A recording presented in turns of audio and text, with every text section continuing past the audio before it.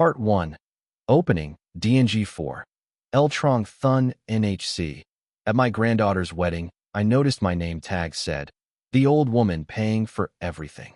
I paused for just a second, my fingers hovering over the card as if touching it might somehow change the words. The ink was neat, elegant even. Whoever had written it had taken their time, making sure every letter looked perfect. I smiled. Not because I found it funny, not because I thought it was a mistake, but because, at 67 years old, I had learned that sometimes the most dangerous thing you can do in a room full of people who underestimate you is stay calm. I pinned the name tag to my dress and walked into the reception hall. "I'm glad you're here. Stay with me until the end and tell me where you're watching from. I want to know just how far this story travels." The ballroom at the Westbrook Hotel was breathtaking. Crystal chandeliers hung from the ceiling like frozen waterfalls, scattering warm light across the polished marble floor. Round tables draped in ivory linens filled the room, each one decorated with delicate centerpieces of white roses and eucalyptus. A soft string quartet played near the stage, their music weaving through the hum of conversation and laughter. It was everything a grandmother could hope for on her granddaughter's wedding day. Perfect. Or at least, it was supposed to be. I had always believed that family celebrations were sacred. Moments where everything else, arguments, distance, misunderstandings, faded into the background. Days when love was supposed to be louder than anything else. And Jennifer, my sweet Jennifer, deserved a perfect day. I had made sure of that. That morning, I had stood in front of my bedroom mirror longer than usual. Not out of vanity. That part of me had softened with age. But because I wanted to look right. I chose a pale blue dress, simple, elegant, the kind my late husband Robert used to love. I could almost hear his voice behind me as I adjusted the neckline. "You always look your best in blue, Alice." I smiled at my reflection then, the same way I was smiling now. Carefully, controlled, I styled my silver hair, pinned it just the way I used to for special occasions. A light touch of makeup, just enough to brighten my face without trying to pretend I was younger than I was. And finally, a small dab of the perfume Robert had given me on our last anniversary. 3 years ago, before cancer took him. "You look beautiful," I whispered to the empty room, imagining his voice filling the silence. For a moment, I let myself believe it. The ceremony at St. Mark's Church had been lovely. Jennifer walked down the aisle glowing, her white dress flowing behind her like something out of a dream. My son, Richard, stood proudly at her side, his chest slightly puffed, his smile wide enough to convince anyone that everything in our family was exactly as it should be. Even Pamela, my daughter-in-law, looked emotional. If I hadn't known her better, I might have believed it. For those brief moments, sitting in that wooden pew, listening to vows, and watching my granddaughter begin a new chapter of her life, I allowed myself to feel something I hadn't felt in a long time. Peace. But peace, I've learned, is often just the quiet before something breaks. The reception was where things changed. It always is, isn't it? People relax. Masks slip. Truth finds its way into small details. Like a name tag, I approached the check-in table with the same calm composure I'd carried all day. A young woman in a black uniform greeted me with a bright smile, flipping through a neat stack of alphabetized cards. "Here you are, Mrs. Edwards," she said cheerfully, handing it to me. And that's when I saw it. Not Alice Edwards. Not grandmother of the bride. But something else entirely. Something deliberate. I didn't say anything to the girl at the table. It wasn't her doing. She was just part of the machinery, moving things along, unaware of the small cruelty she had just passed into my hands. "Thank you," I said softly. My voice didn't shake. That surprised me. I pinned the card to my dress, feeling the weight of those words settle against my chest like something heavier than paper. As I stepped into the ballroom, I noticed a few glances.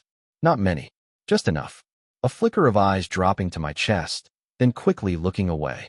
A whisper cut short. A smile. That didn't quite reach the eyes. Polite people don't point, but they notice. And sometimes, noticing is worse.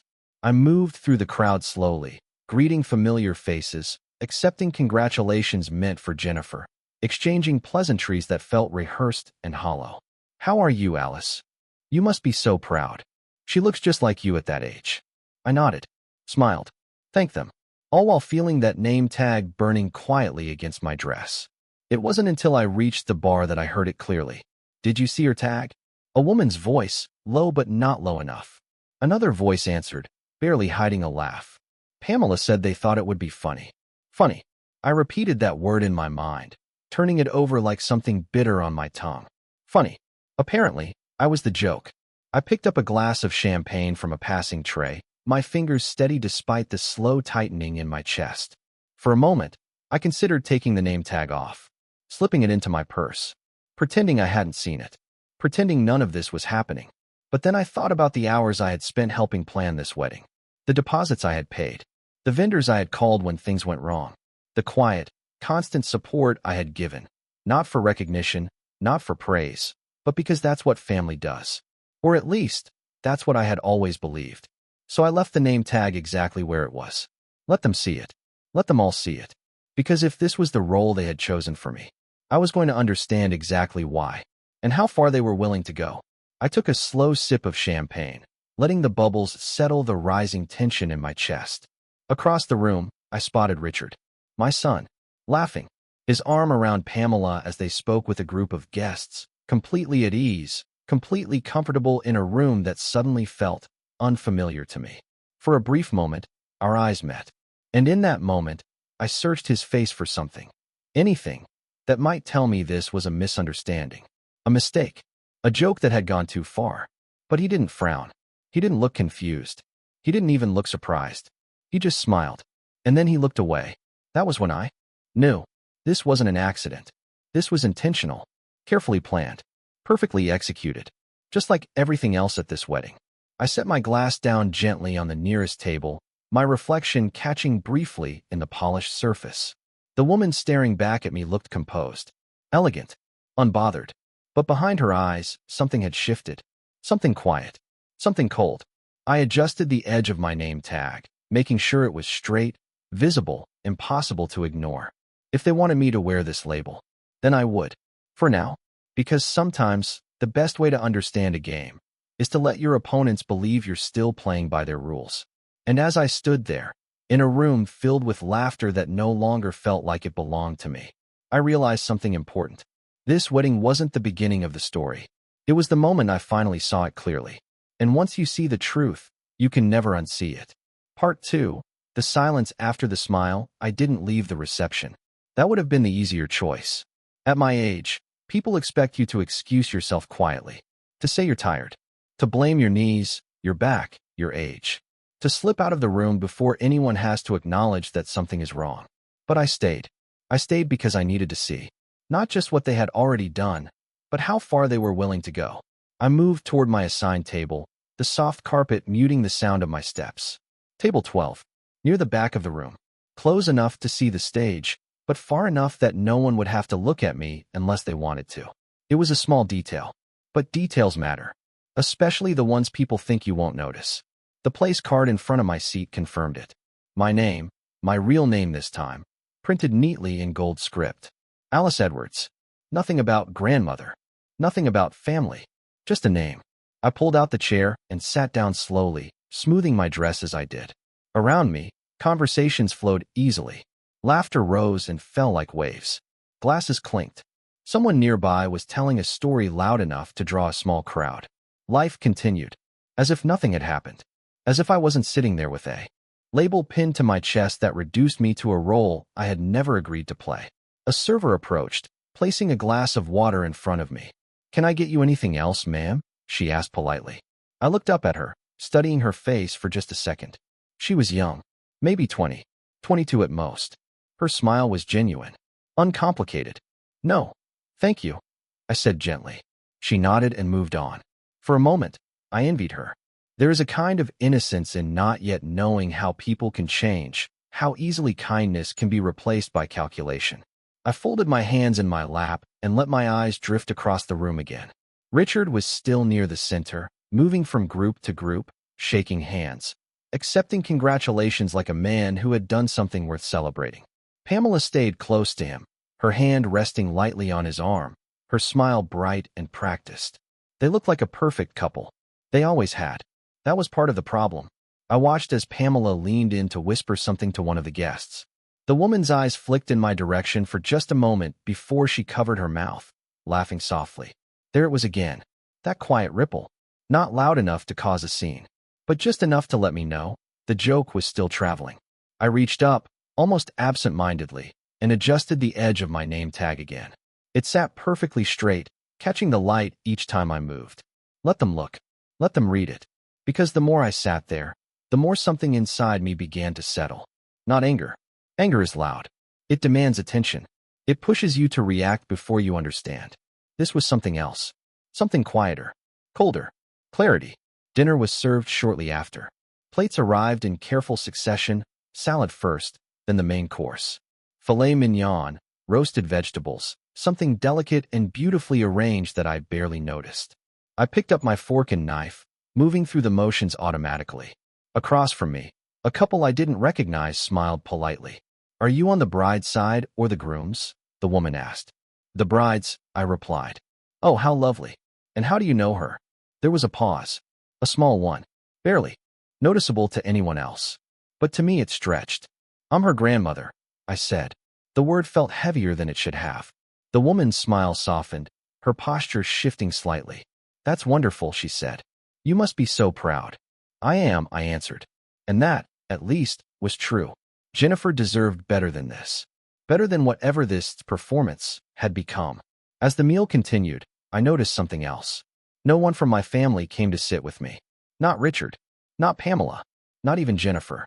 Oh, she passed by once, her white dress brushing lightly against the edge of the table as she moved from one group to another.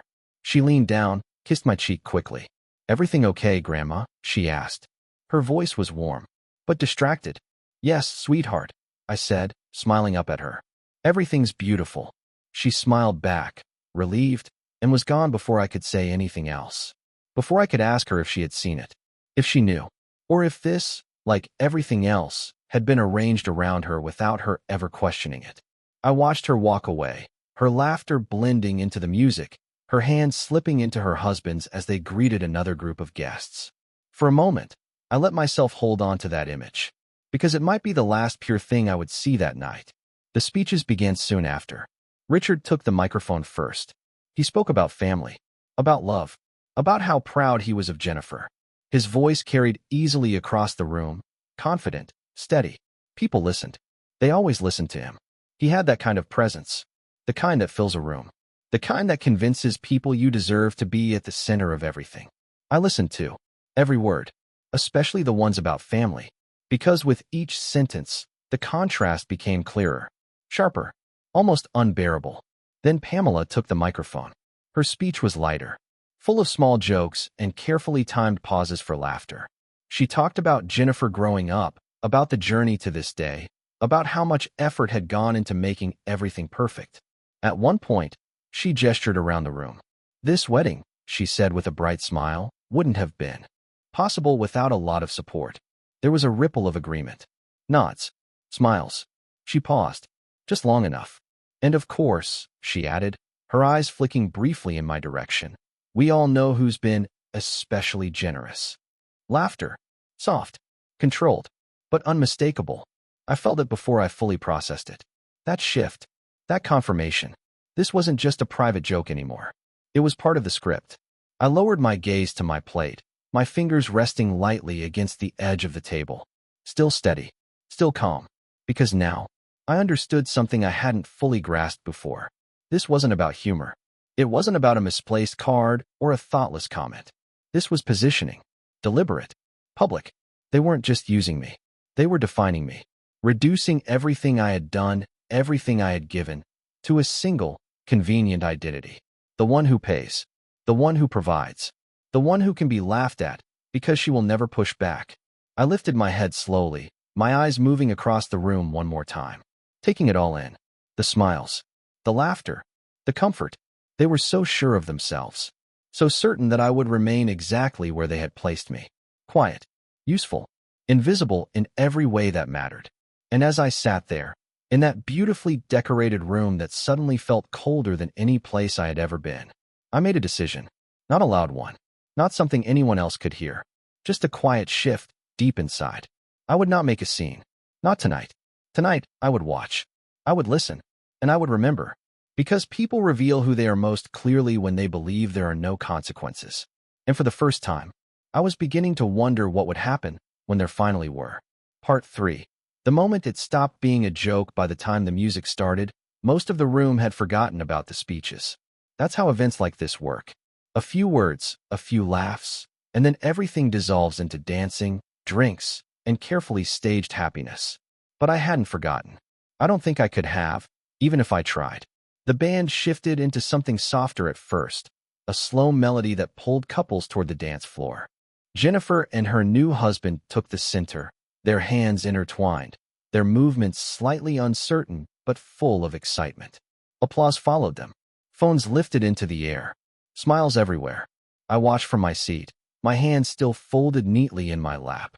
There's something about watching young love that does something to you when you've lived long enough. It reminds you not just of what is, but of what was, and sometimes of what has been lost. For a moment, I let myself drift. Back to another dance floor. Another time. Robert's hand in mine, steady and warm. The way he used to guide me without saying a word, as if we had always known the same rhythm. He used to say, "It's not about the steps, Alice. It's about knowing who you're dancing with." I wonder what he would have said if he had seen me now, sitting alone, wearing a name that wasn't mine.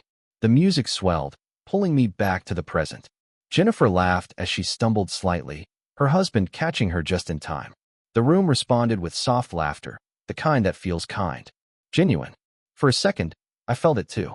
Then I noticed something. At the edge of the dance floor, near the bar, a small group had gathered. Richard, Pamela, and a few others. They weren't watching the dance. Not really. They were talking, leaning in close, and every now and then glancing over at me. It was subtle, careful, but once you see it, you can't unsee it. I stood up slowly, smoothing my dress again, and made my way toward the edge of the room. Not toward them, not directly, just close enough to hear.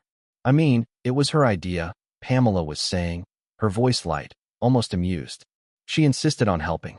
You know how she is. A man chuckled. Well, if someone's offering, who are we to say no? More laughter. Another voice joined in. Still, that tag was a bit much, don't you think? There was a pause, just a fraction of a second. Then Pamela laughed again. Oh, come on. It's harmless. She won't mind. Won't mind. I stood there, just out of their line of sight, letting those two words settle. Won't mind. Not she won't notice. Not she didn't see it. But won't mind. As if my feelings had already been calculated and dismissed. As if I had already been measured and found predictable. I took a quiet breath and stepped away before anyone could turn and see me. Before they could adjust their expressions. Before they could pretend. Because now, I didn't need them to explain anything. I understood. This wasn't something that had slipped through the cracks. It wasn't a careless oversight. It was discussed. Approved. Delivered. I walked toward the hallway leading to the restrooms, the noise of the ballroom fading slightly with each step. The lighting here was softer, dimmer. The air cooler. Quieter. I welcomed that. Inside the restroom, everything was pristine. Marble counters, gold fixtures, soft lighting that made every reflection look a little kinder than reality. I stepped up to the mirror. For a moment, I just looked at myself. Really looked. The silver hair, carefully pinned. The pale blue dress. The small, composed smile that hadn't quite left my face all evening. And then, the name tag. Still there. Still perfectly placed. I reached up and touched it, my fingers brushing over the words again. The old woman paying for everything. I let out a soft breath.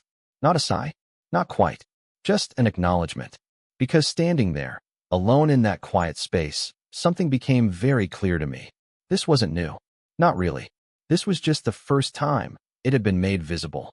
Public. Honest in a way that polite behavior never is. I thought about the past few years. The small requests that had never felt like requests. Mom, we're a little tight this month.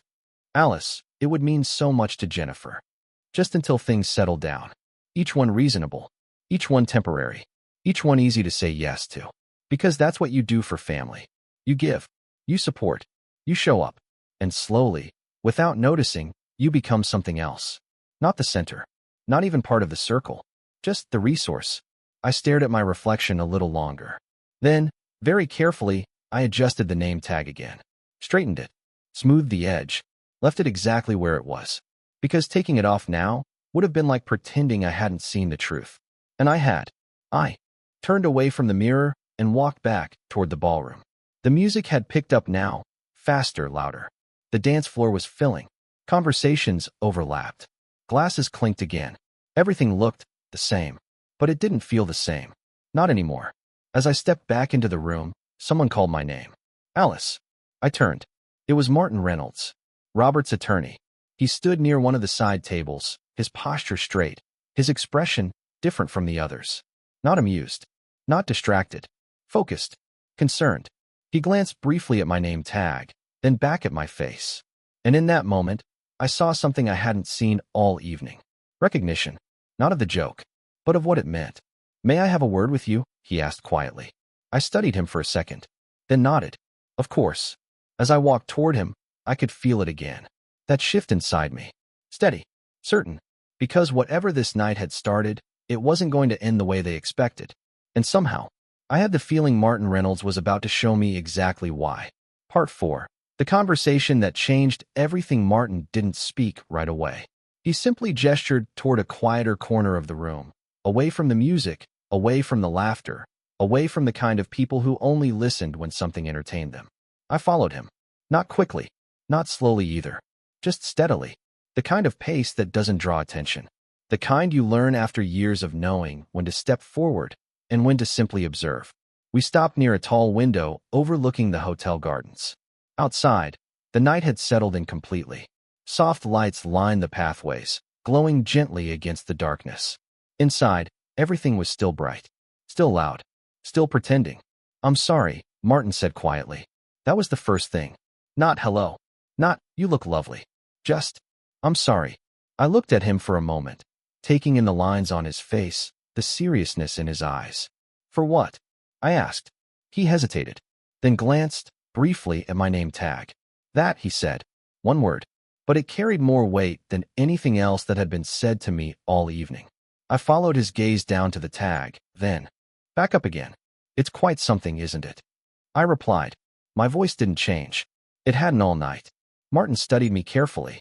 I didn't realize they would go this far, he said. They. Not someone.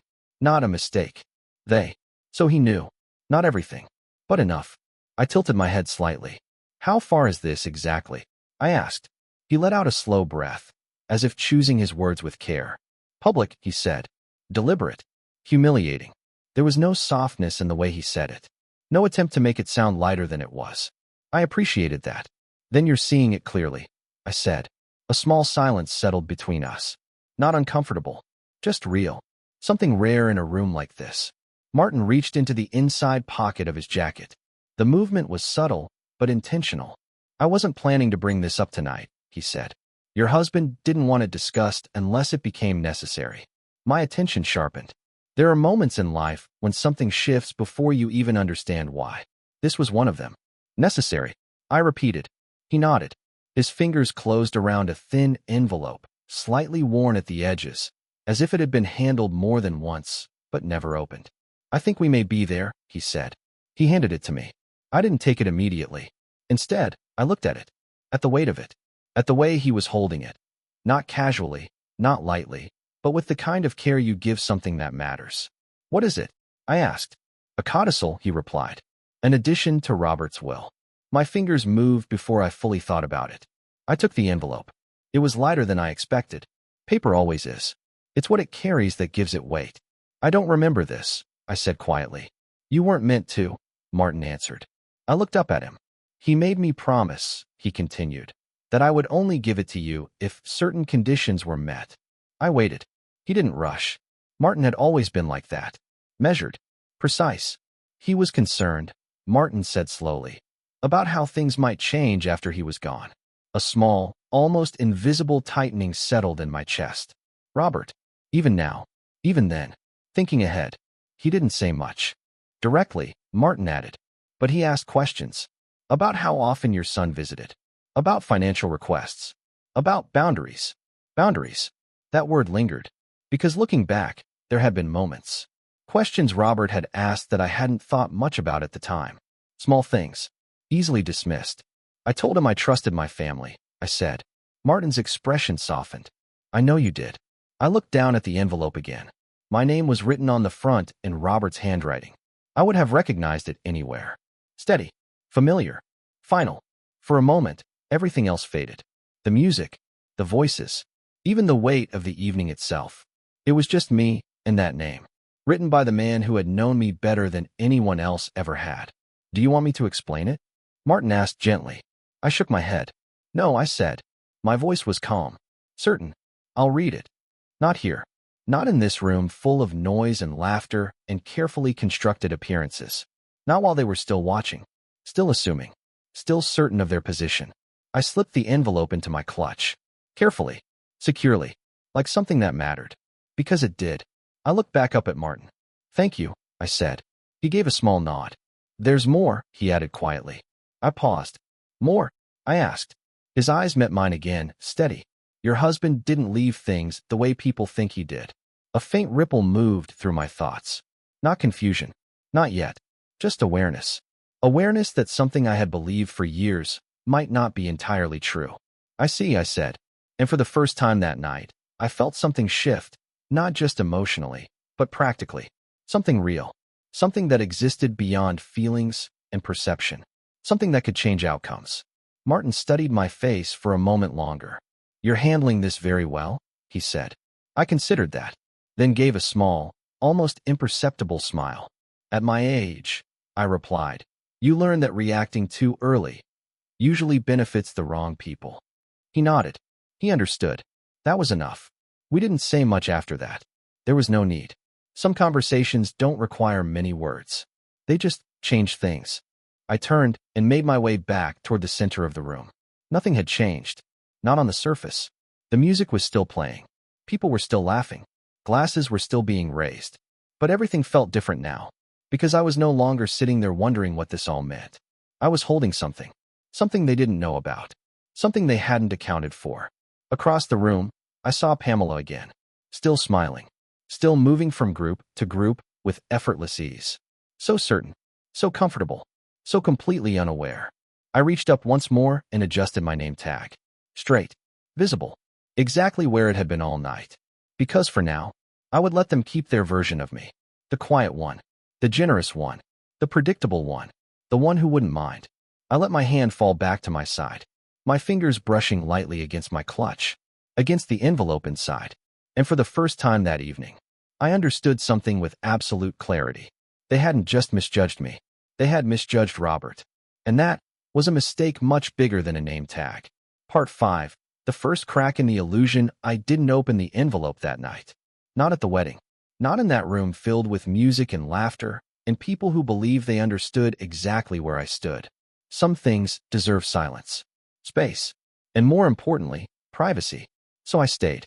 I stayed through the final dances, through the slow fading of the band, through the gradual thinning of the crowd as guests began to leave, one table at a time, carrying with them their versions of the evening, their stories, their impressions. I wondered, briefly, what mine would sound like if told by someone else. Probably something simple. A lovely wedding. A bit of humor.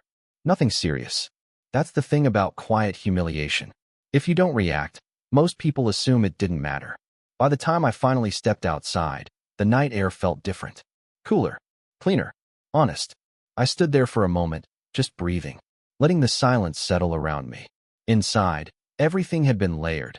Voices on top of music, laughter over tension, appearances masking intention. Out here, there was none of that. Just stillness. I reached into my clutch and touched the envelope again. Still there. Still waiting. I could have opened it right then, under the soft glow of the hotel lights. But I didn't. Instead, I got into my car and drove home. The house was quiet when I walked in. Not empty. Just quiet. There's a difference. Empty feels like something is missing. Quiet feels like something is resting. I set my keys down on the small table by the door, the familiar sound grounding me in a way the entire evening hadn't. For a moment, I didn't move. Just stood there, listening. The refrigerator humming softly in the kitchen. The faint ticking of the clock in the hallway. Normal sounds. Steady. Unchanged. Unlike everything else. I slipped off my shoes and walked slowly into the living room, placing my clutch carefully on the coffee table. The envelope rested inside, untouched. Waiting. I sat down. Not heavily, not dramatically, just deliberately. And then, finally, I opened it. The paper inside was crisp, precise, legal. Robert always liked things done properly. Even at the end, I unfolded it slowly, my eyes scanning the lines, absorbing the language the way you do when you know something important is about to reveal itself. At first, it was just structure. Names, dates, references to documents I already knew. But then it shifted. A clause. Simple, clear, unmistakable. I read it once. Then again, just to be sure. In the event that any direct descendant or their spouse publicly humiliates, disrespects, or attempts to diminish the dignity of my wife, Alice Edwards, said individual shall forfeit any and all claims to inheritance, assets, or financial distributions from my estate. I didn't react immediately. I just sat there, the paper resting lightly in my hands, the words settling deeper than anything that had been said to me all evening. Publicly humiliates, disrespects, diminishes. Each word deliberate, carefully chosen, like Robert had known. Not exactly what would happen, but enough to prepare for it. I leaned back slightly, my gaze drifting from the document to the quiet room around me. The same room we had shared for over 40 years. The same space where decisions had been made, meals had been shared, lives had been built. And somewhere in all of that, he had seen something I hadn't. Or maybe, he had simply been willing to see it sooner. I let out a slow breath. Still not anger. Still not even hurt in the way most people would expect. Just understanding. Clear. Undeniable. I thought about the wedding again. The name tag. The laughter. Pamela's speech. The way Richard had looked at me, and then looked away. Public. There was no question about that. This hadn't been private. It hadn't been accidental. It had been displayed. Shared. Accepted. Which meant it qualified. I folded the paper carefully, placing it back into the envelope with the same precision I had used to open it. No rush. No sudden movement. Because this wasn't something that required reaction. It required timing. I stood up and walked toward the window, looking out into the darkness beyond the glass. Somewhere, not too far from here, they were probably still celebrating. Still laughing. Still moving forward with plans they believed were secure. Predictable. Guaranteed. I wondered how many conversations had already happened. How many assumptions had been made about what would come next. The house. The accounts. The future. I had heard enough over the past few years to know those conversations existed. Softly at first. Then more openly. Then comfortably. As if my presence in those decisions was optional. As if my role had already been reduced to something transitional. Temporary. Replaceable. I reached up and touched the edge of my name tag again. I hadn't taken it off. Not yet. It was still pinned to my dress, slightly wrinkled now, but perfectly readable. The old woman paying for everything. I looked at my reflection in the window. Faint, blurred, but clear enough. They gave me a title, I murmured softly. Not bitter, not sarcastic, just stating it. And then, after a brief pause, I added quietly, they just didn't realize it came with conditions. I turned away from the window and placed the envelope back on the table. Carefully, deliberately, because now everything had changed. Not outwardly, not yet, but underneath, the structure they were standing on was no longer what they thought it was. And the most interesting part? They didn't even know it. I walked toward the hallway, turning off the lights one by one as I passed. The house settling into darkness, into quiet, into something that felt steady again. Because for the first time in a long time, I wasn't reacting to what my family was doing. I was watching it, understanding it, and preparing for what came next. Not revenge, not anger, just correction. Because sometimes the most powerful response isn't to argue. It's to let people continue, right up until the moment they realize they were never in control to begin with. Part 6. When the requests start again, the next morning felt ordinary. That was the first thing I noticed. Sunlight came through the kitchen window the same way it always did, casting soft lines across the table. The coffee machine hummed quietly as it brewed. The clock on the wall ticked at its usual steady pace. Nothing in the house had changed, and yet everything had. I sat at the table with my coffee, the envelope resting just a few inches from my hand. I didn't open it again. I didn't need to. Some things, once understood, don't require repetition. Instead, I let my mind move through the details of the night before. Not emotionally, not with anger, just carefully. piece by piece. The name tag, the laughter, Pamela's words, Richard's silence. Each one placed exactly where it belonged. Each one confirming the same thing. This hadn't been a moment. It had been a pattern. My phone rang just as I took a second sip of coffee. I glanced at the screen. Richard. Of course. I let it ring twice more before answering. Good morning, I said. My voice sounded exactly the same as it always had. Warm, calm, predictable. Mom. Richard's voice came through bright, almost cheerful. I wanted to check in. Make sure you got home okay last night.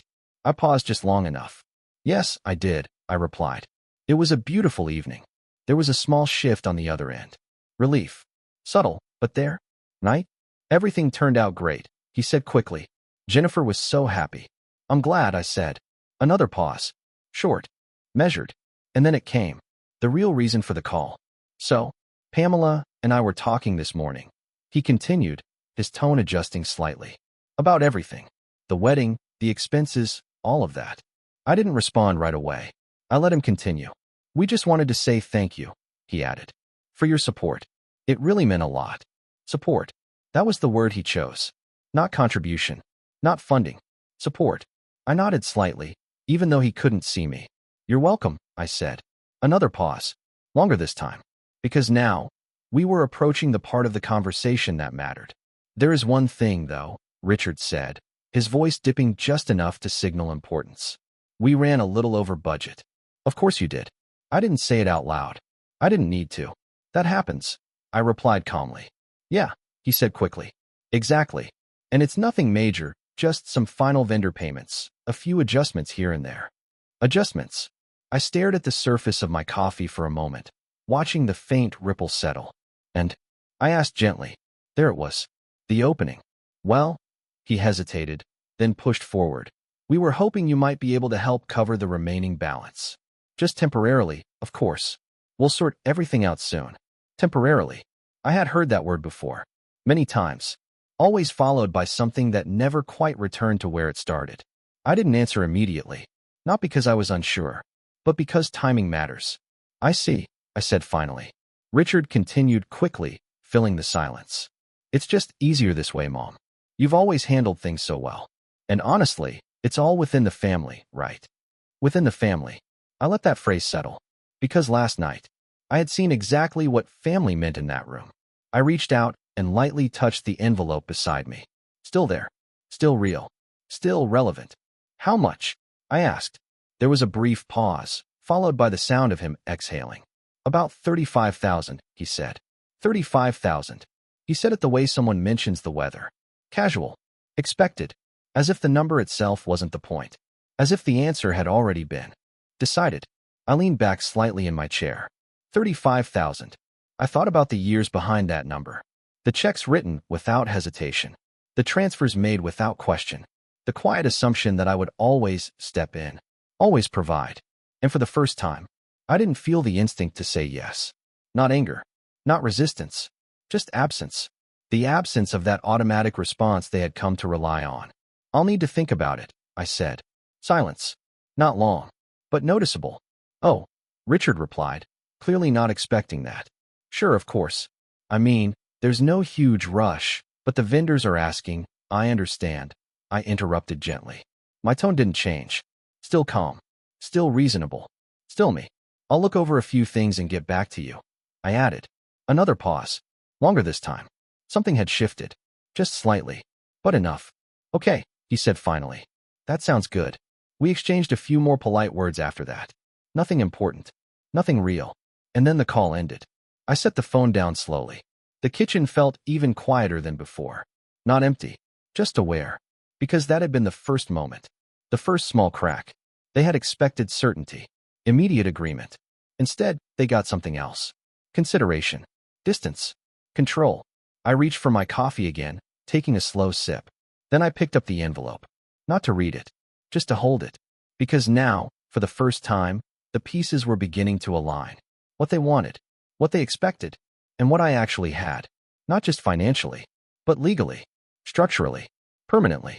I placed the envelope back down, exactly where it had been. Carefully. Deliberately. Because I wasn't going to rush this. I wasn't going to react. I was going to let them continue. Let them assume. Let them build their expectations just a little higher. Because when people believe something is guaranteed, they stop questioning it. And that's when the truth becomes the most effective. I stood up and walked toward the window, looking out at the quiet street. Everything looked the same. Neighbors going about their morning. Cars passing by. Life moving forward. But inside this house, a different kind of movement had begun. Not visible. Not loud. But precise. Because for the first time in a very long time, I wasn't just part of their plans. I was outside of them. Watching. Waiting. And deciding exactly when to step in. Not as the one who pays, but as the one who chooses. Part 7. The pattern becomes clear. I didn't call Richard back that day, or the day after. I let the silence sit exactly where it was. Not to punish him, not to make a point, but because for the first time, I was paying attention, not to what he said, but to what he expected. And expectations, I've learned, reveal more than words ever do. The messages started the following afternoon. First, a simple one. Hey mom, just checking in, smiling face with smiling eyes. I read it. Didn't reply. Then another, a few hours later. Vendors are asking again. Just wanted to see what you're thinking. Still polite. Still light. Still assuming. I set the phone down and went about my day. Laundry. A short walk around the neighborhood. Lunch at the small cafe 2 blocks away where no one knew anything about weddings or name tags or quiet humiliation. Just ordinary things. Simple things. The kind of life I had built long before anyone started attaching labels to me. When I came back home, there was a voicemail. Richard again. I listened to it once. Hey mom, just wanted to follow up. It's getting a little time sensitive. Give me a call when you can, okay? Time sensitive. I noticed how quickly things had shifted. From no rush to a little time sensitive. It wasn't about the vendors. It never is.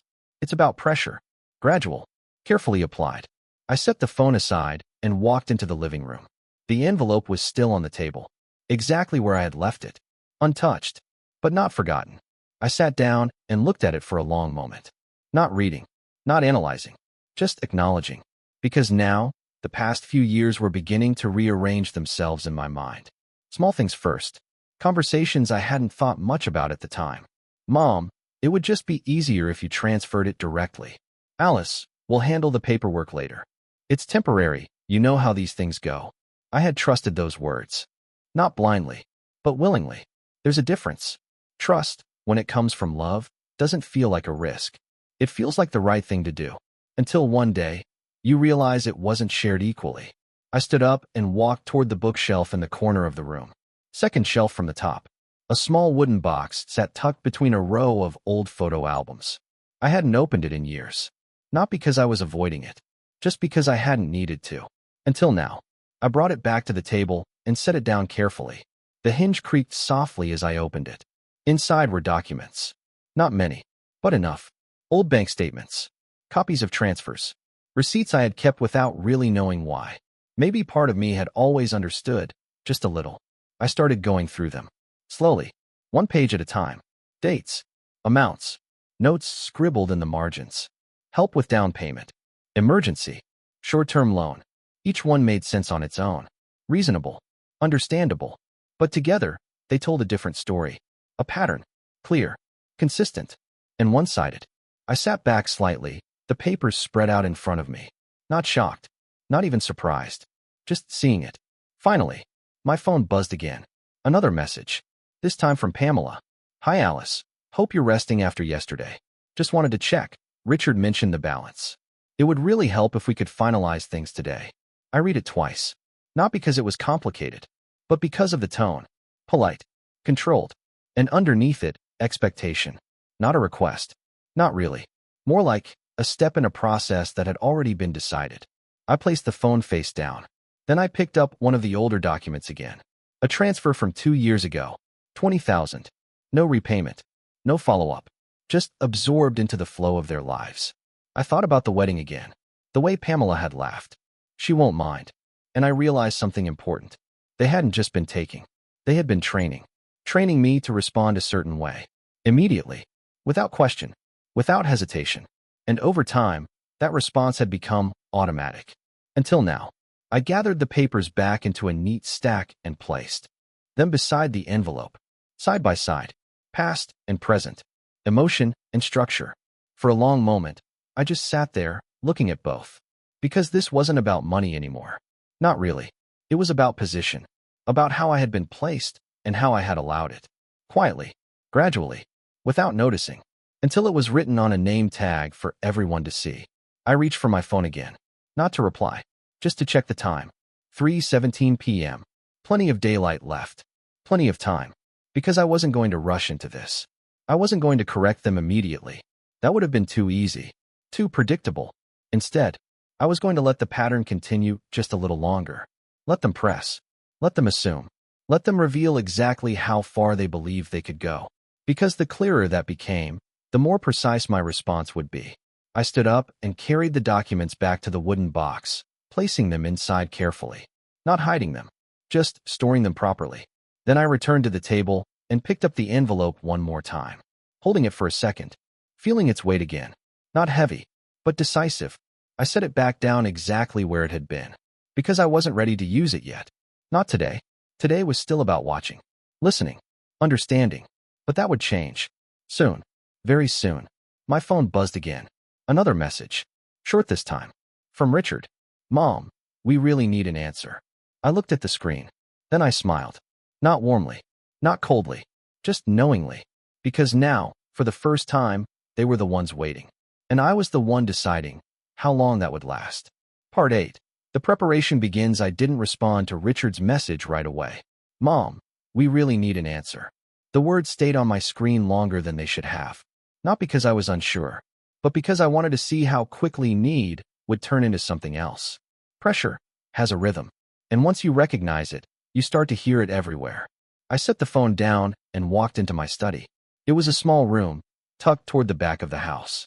Robert used to spend hours here, going over documents, making notes, thinking through things carefully. Before making decisions, he never rushed. Not once in all the years I knew him. I understand why now. I sat down at the desk and opened my laptop. The screen lit up softly, reflecting faintly in the window beside me. For a moment, I didn't type anything. I just sat there thinking. Not emotionally. Not reactively. Structurally. Because this wasn't about saying no.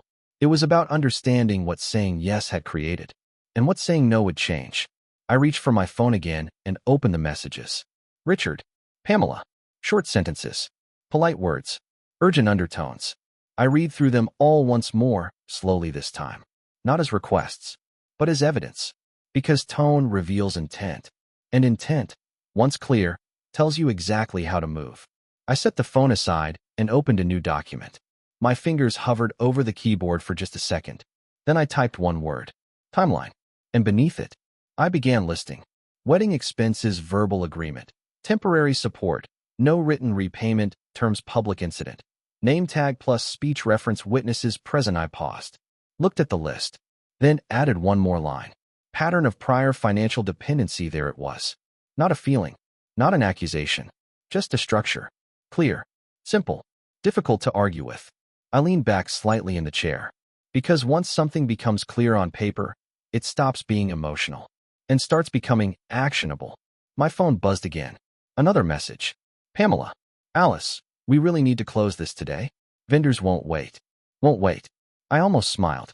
Because now, the language had shifted again. From polite, to urgent, to insistent. I picked up the phone, read the message, then placed it back down without responding. Not yet. Instead, I opened my contacts and scrolled down. Martin Reynolds. I tapped his name. He answered on the second ring. Alice, he said, his voice calm, steady. I was wondering when I'd hear from you. I imagine you were, I replied. A brief pause. Not uncomfortable. Just knowing. I read it, I said. I assumed you would, he answered. I turned slightly in my chair, looking out the window as I spoke. They've already started asking for more, I continued. 35,000. Temporary. Martin didn't respond immediately. He didn't need to. He had probably heard versions of this before. How public was the incident, he asked instead. I considered that. Name tag, I said. Printed. Visible. Repeated in a speech. Guests noticed. Laughed. Another pause. Short. Decisive. That qualifies, he said. 2 words. Simple. But final. I closed my eyes for just a second. Not out of relief. Not out of satisfaction. Just acknowledgement. Good, I said quietly. Because clarity, is always better than doubt. There's something else you should know, Martin added. I opened my eyes again. I'm listening. Your husband didn't just include that clause as a warning, he said. He structured parts of the estate to respond automatically if it was triggered. I straightened slightly. Automatically. I repeated. Yes, he said. Certain accounts. Certain distributions. Access can be restricted without direct confrontation, if necessary. I let that settle, because that changed things. Not emotionally, but strategically. I see, I said. And I did. More than he probably realized. Do you want to proceed now? Martin asked. There it was. The question. The moment. The line between observing and acting. I looked back at the screen in front of me. At the word timeline. At the list beneath it. At the quiet order I had built in the middle of something that had once felt unclear. Not yet, I said. A small pause on the other end. Then, all right. They're not done showing me who they are, I continued. And I'd rather have the full picture. Martin exhaled softly. That's wise, he said. I've had time to learn, I replied. We ended the call shortly after. No need for long explanations. Everything important had already been said. I placed the phone down and looked around the room. The desk, the shelves, the quiet. This had been Robert's space, where decisions were made carefully, without noise, without pressure, without the need to prove anything to anyone. I understood that now, fully. I turned back to the laptop and added one more section beneath the timeline. Next steps. Then I paused, not because I didn't know what to write, but because I wanted to be precise. Finally, I typed. Wait for escalation document communication, confirm legal trigger, prepare response. I read the list once. Then closed the laptop, because that was enough for now. Outside, the afternoon light had started to fade slightly. Time was moving. So were they. Probably calling vendors. Making promises. Assuming I would follow through like I always had. I picked up my phone one more time. Another message had come in. Richard again. Mom, please. We're counting on you. I stared at the screen for a few seconds. Then I set it down, face down this time. Because that sentence was the clearest one yet. Not asking. Not hoping. Counting on you. Expectation. Assumption. Dependence. Everything in 5 words. I stood up slowly and walked out of the study, turning off the light behind me. The house returned to its quiet rhythm. Steady. Unchanged. But inside that quiet, something had already shifted. Not in them. Not yet. But in me. Because I wasn't reacting anymore. I wasn't explaining. I wasn't even deciding under pressure. I was preparing. Carefully. Deliberately. The way Robert would have. And for the first time, I understood exactly what that meant. Not to fight. Not to argue. But to let everything unfold. Right up until the moment when the truth could no longer be ignored. Part 9. When they pushed too far by the 3rd day, the tone changed. Not suddenly. Not dramatically. Just enough that you could feel it. Like a shift in the air before a storm. The first 2 days had been polite. Careful. Measured. Checking in. Just following up. Wanted to see what you're thinking. But by the 3rd day, those words disappeared. My phone rang at 9:12 in the morning. Not a message this time. A call. I looked at the screen. Richard. Again. I let it ring once. Twice. Then I answered. Good morning, I said. There was no greeting on the other end this time. No soft entry. No easing into the conversation. Mom, we have a problem. Straight to it. I leaned back slightly in my chair. I see, I replied. The venue is asking for final payment. He continued, his voice tighter than before. They're not going to wait any longer. Not vendors anymore. Not vague. Specific. Escalated. And I asked. A pause. Short. Controlled. We need you to transfer the funds today, he said. Need. Transfer. Today. Each word sharper than the last. I glanced at the envelope on the table. Still there. Still quiet. Still powerful. I told you I would think about it, I said calmly. Another pause. Longer this time. Then, Mom, this isn't something to think about, Richard said. This is already committed. You said you'd help. There it was. Not a request anymore. A rewrite. A shift in the narrative. From asking to assuming agreement had already been given. I said I would consider it. I corrected gently. My voice didn't rise. Didn't harden. Just adjusted. There was a small sound on the other end. Not quite frustration. Not quite disbelief. Somewhere in between. Pamela's voice came through next. She hadn't been on the call before. At least, not speaking. Alice, she said, her tone smooth, controlled. We're in a difficult position right now. It would really help if you didn't make this harder than it needs to be. I closed my eyes for just a second, not because of what she said, but because of how she said it. Not asking, not even pretending to ask, just repositioning the situation, as if my hesitation was the problem, not their expectation. I'm not making anything harder, I replied. Still calm, still steady. I'm taking time to understand what I'm being asked to do. Silence. Then Pamela again. It's just money, Alice, she said. And it's for family. I let that sentence sit between us. Because 3 days ago, in a ballroom full of people, I had seen exactly what family looked like to them. It's not just money, I said quietly. Another pause. Different this time. More cautious.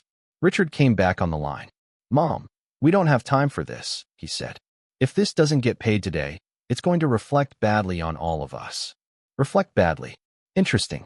I turned slightly in my chair, looking out the window. Cars passing. People moving through their day. Unaware. Uninvolved.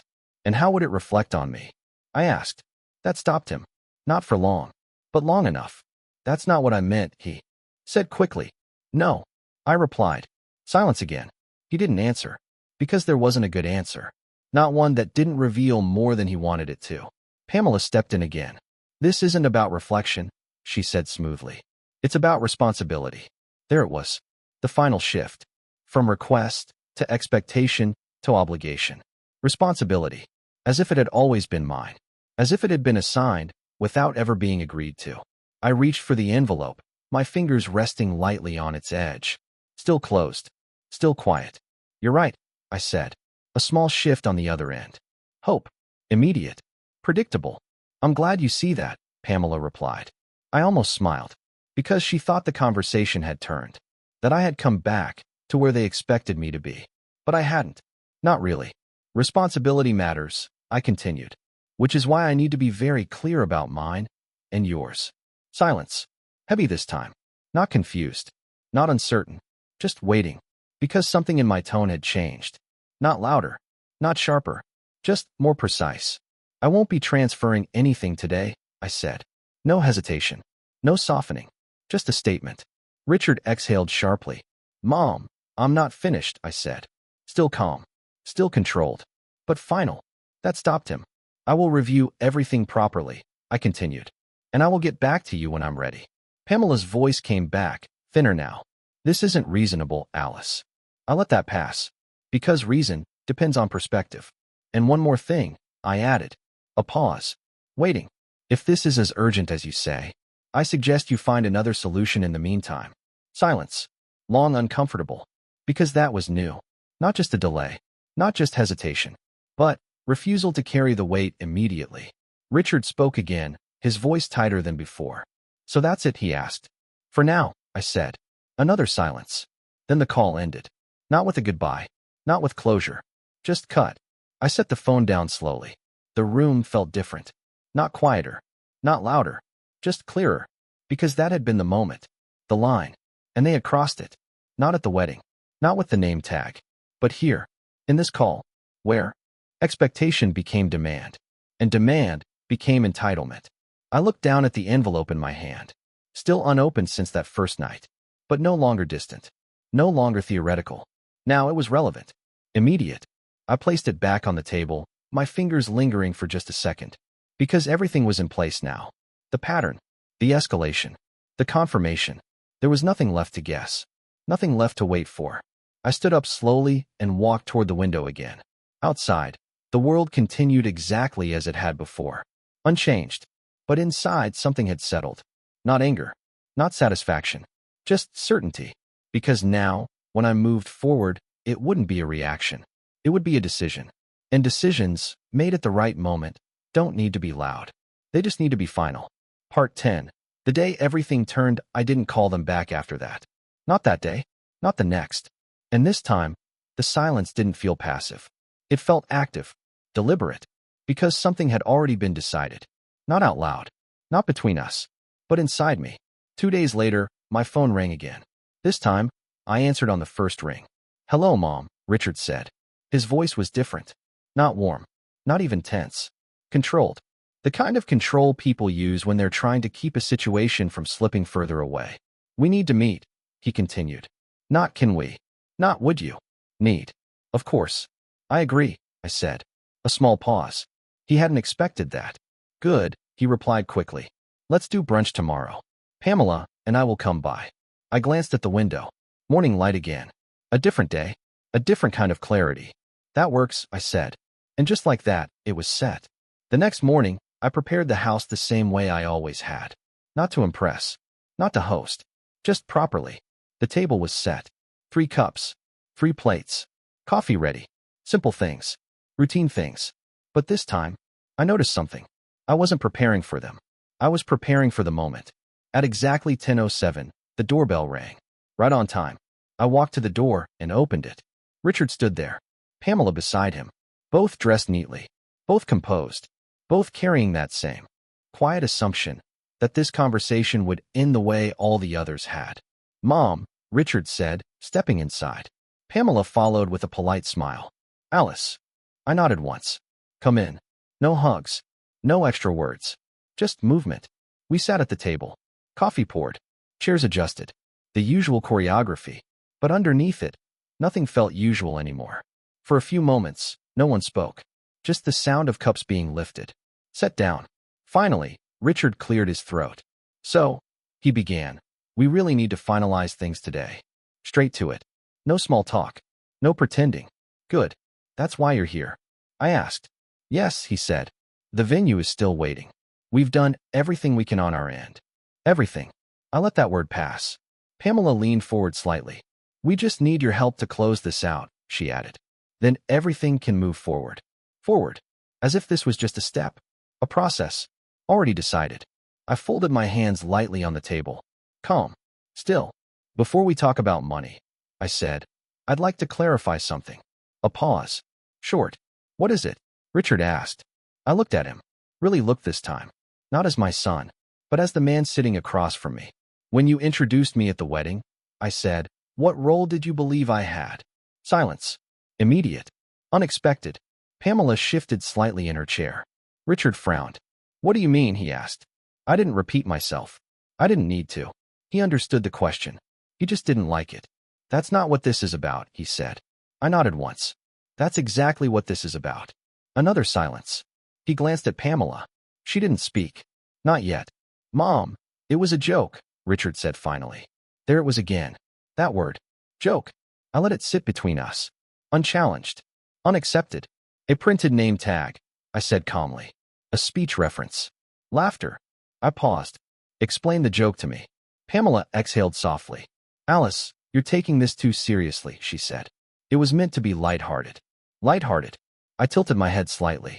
And calling me the one who pays for everything felt appropriate to you? No answer. Just silence. Because there wasn't a way to soften it now. Not without making it worse. I nodded once more. All right, I said. And just like that, I let it go. Not because it didn't matter, but because I had already seen enough. Richard leaned forward again. So can we move on? He asked. We really need to resolve this today. There it was again. Need. Resolve. Today. The same rhythm. The same pressure. Only now, it felt different. Because now, I wasn't inside it. I reached beside me and picked up the envelope. Placed it gently on the table. Between us. Neither of them spoke. But both of them looked at it. Curious. Uncertain. What's that? Richard asked. Something your father left? I said. The room shifted. Not visibly. But you could feel it. That small change in weight. In attention. In his will. I continued. Pamela straightened slightly. Richard's expression tightened. I don't remember anything like that, he said. I know, I replied. Because you weren't meant to. I didn't say that part out loud. Not yet. Instead, I opened the envelope slowly, carefully, and placed the document on the table. Flat. Visible. Clear. I think it's time we all understood exactly what was left, and under what conditions, I said. Neither of them reached for it. Not immediately. Because something in my voice had changed. Not louder. Not sharper. Just final. Richard looked at me. Then at the paper. Then back at me again. What is this? He asked. I met his eyes. Steady. Calm. Unmoving. It's the part, I said, that you didn't account for. Silence filled the room. Heavy. Unavoidable. Because whatever they had expected this meeting to be, it wasn't that anymore. Not even close. And for the first time, they didn't know what came next. But I did. Part 11. The moment they understood, neither of them touched the paper at first. They just looked at it, like it might explain itself, without them having to engage with it. Richard was the first to move. Slowly, he reached forward and pulled the document closer. Pamela leaned in beside him, their shoulders almost touching. For a brief moment, they looked like a team again. United, confident, certain. Then Richard started reading. His eyes moved quickly at first, scanning, expecting something simple, something manageable. But then they slowed, just slightly, then more, until they stopped completely. The shift in his expression was small, so small most people wouldn't have noticed it. But I did, because I was watching, not as his mother, but as someone who finally understood exactly what she was looking at. "What is this?" he asked again. But this time, it wasn't curiosity. It was something else, something tighter. "It's a codicil," I said calmly. "An addition your father made before he passed." Pamela's eyes moved across the page now, faster than Richard's, more focused. She was looking for the part that mattered, the part that would affect her. And then she found it. I saw it happen, not in her words, not yet, but in the way her posture changed. Subtle, but immediate. "This doesn't apply," she said quickly. Too quickly. I didn't respond. I didn't need to, because Richard hadn't finished reading. His eyes were still fixed on the page, going back over the same lines. Again and again, as if repeating them might change what they meant. "It says," he started, then stopped, cleared his throat. "It says, public humiliation," he continued. "That's not what happened." I let a small silence settle before answering. "A printed name tag," I said. "A room full of guests. A speech that referenced it." I tilted my head slightly. "That sounds public to me." Pamela sat back in her chair, her arms crossed now, defensive. "That was not humiliation," she said firmly. "That was a joke. Everyone understood that." "Did I?" I asked. She didn't answer, because the question wasn't for her. It never had been. Richard finally looked up, really looked at me. And for the first time since he walked into this house, there was something different in his eyes. Not confidence, not control, awareness, uncomfortable, unfamiliar. "Mom," he started, but the word didn't carry the same weight anymore. "Not here, not like this. You can't be serious," he said. I held his gaze, completely steady. "I am," I replied. No emotion, no escalation, just truth. Pamela leaned forward again, her voice sharper now. "This is ridiculous," she said. "You're twisting a situation to make it sound worse than it was." I didn't react to the tone. I didn't need to, because tone doesn't change facts. "I didn't write it," I said quietly. "Your father did." That landed, heavier than anything else. Because now, this wasn't about interpretation. It was about intention, Robert's intention. And suddenly, this wasn't just a conversation. It was a structure they hadn't seen, a condition they hadn't planned for.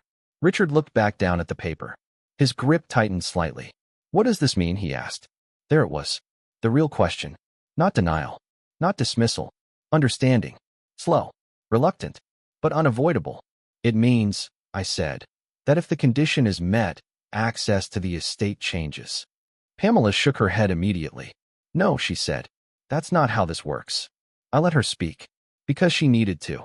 Because this was the moment where assumption meets reality. "You can't just decide something like that after the fact," she continued.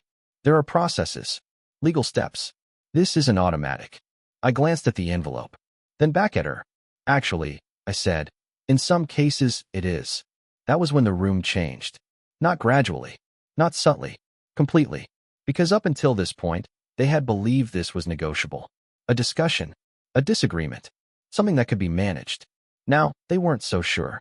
Richard leaned back in his chair, his face paler than before. "How long have you known about this?" he asked. "Since the night of the wedding," I said. "And you didn't say anything?" Pamela cut in. I looked at her. Calm. Direct. "No," I said. "I wanted to understand exactly what I was dealing with." Silence. Heavy. Uncomfortable. Because now, they understood something else. I hadn't reacted. I had observed. I hadn't been confused. I had been collecting information. "That's not fair," Pamela said, her voice lower now. "You let this build." I almost smiled. Not out of amusement, but because of the irony. "I didn't create it," I said. "I just let it continue." Richard ran a hand through his hair, a gesture I hadn't seen since he was younger, when things didn't go the way he expected. So what are you saying, he asked? That we get nothing? Because of a joke? I didn't answer. Immediately. Because words matter. And this needed to be precise. I'm saying, I replied slowly, that actions have consequences. Simple, clear, unavoidable. Pamela leaned back again, her expression tightening. This won't hold, she said. We can challenge this. Of course. That was the next step. Push back. Control. Reclaim position. I nodded slightly. You can try, I said. No challenge. No threat. Just acknowledgement. And somehow, that made it heavier. Because I wasn't arguing. I wasn't defending. I was certain. Richard looked between us. Then back at the paper. Then at me. And for the first time, he didn't have a response ready. No argument. No explanation. No way to move the conversation back to where it had been. Because that place didn't exist anymore. The room was quiet now. No coffee being touched. No small movements. Just stillness. Because the truth had settled. Fully. And there was no way to pretend it hadn't. I reached forward and gently slid the paper back toward myself. Carefully. Deliberately. This isn't about punishment, I said. Both of them looked up. This is about clarity, I continued. Something that should have existed long before now. Neither of them spoke. Because there was nothing left to say. Not in the way they were used to. Not in the way that worked before. Because for the first time, they weren't in control of the outcome. And they knew it. Part 12. The life I chose after they didn't stay long after that.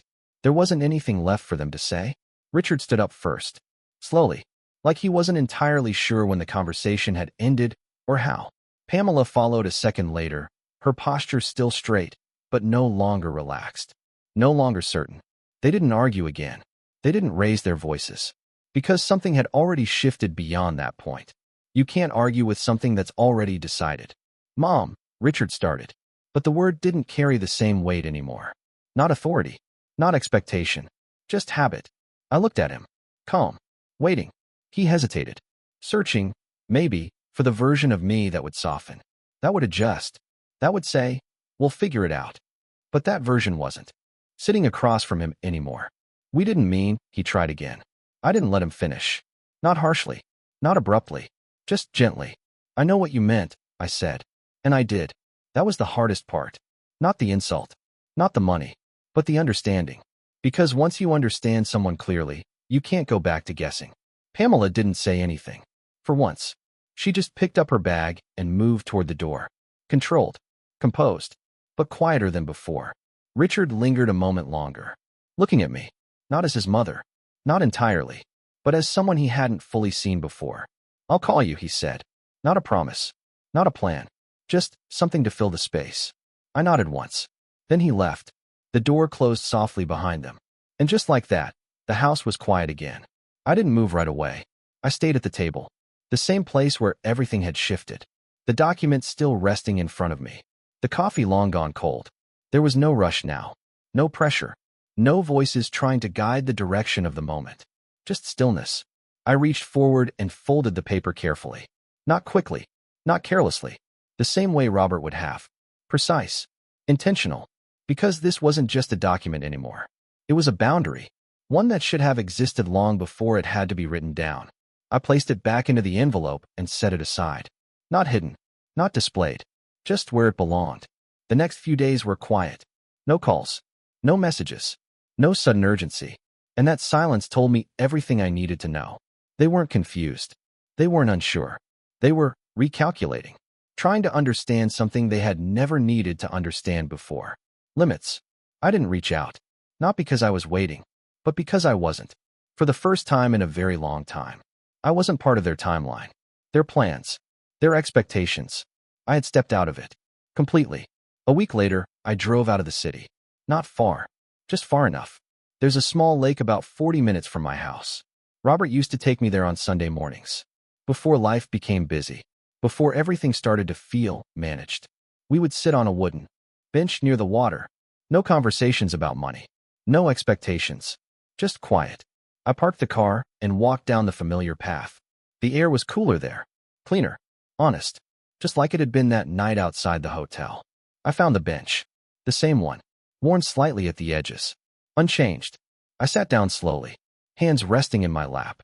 And for a while, I just watched the water, the way it moved, steady, unaffected by anything beyond its own rhythm.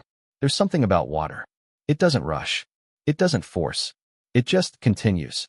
I thought about everything that had happened. The wedding, the name tag, the laughter, the conversation at the table, each moment clear, each one exactly where it belonged. And for the first time, I didn't feel hurt. I didn't feel anger. I felt resolved. Because the truth is, they didn't take something from me. Not really. They revealed something. Something that had been there for a long time. Something I hadn't wanted to see. And once I saw it, I made a choice. Not to fight them. Not to prove anything. Just to step out of a role that no longer belonged to me. A soft breeze moved across the lake. The surface shifted slightly, then settled again. I reached into my bag and took out the envelope. Held it for a moment, then placed it back. Not because I needed it, but because I understood it. That was enough. As I sat there, I thought about something Robert once told me. You don't measure a life by what you give away, he said. You measure it by what you choose to keep. At the time, I thought he meant memories, moments, love. I realize now, he meant something else too. Respect, dignity, self-worth. The things no one should ever be allowed to redefine for you. The sun moved slowly across the sky, time passing the way it always does. Quietly, without asking, I stood up after a while. Not because I needed to leave, but because I was ready to. There's a difference. I took one last look at the water, then turned and walked back toward the car. Steady, certain. When I got home, the house felt the same. But I didn't. And that was enough. I placed my keys on the table, set my bag down, and for a moment, I glanced at the empty space where the envelope now rested. Not as a weapon, not as protection, just as a reminder of a line that had been drawn. And finally, respected. I don't know what Richard and Pamela will do next. Maybe they'll call. Maybe they won't. Maybe they'll understand. Maybe they won't. But that's no longer something I need to manage. Because some relationships don't end with a fight. They end with clarity. Quiet. Final. And as for me, I'm no longer the one who pays for everything. I'm the one who chooses. And that has made all the difference.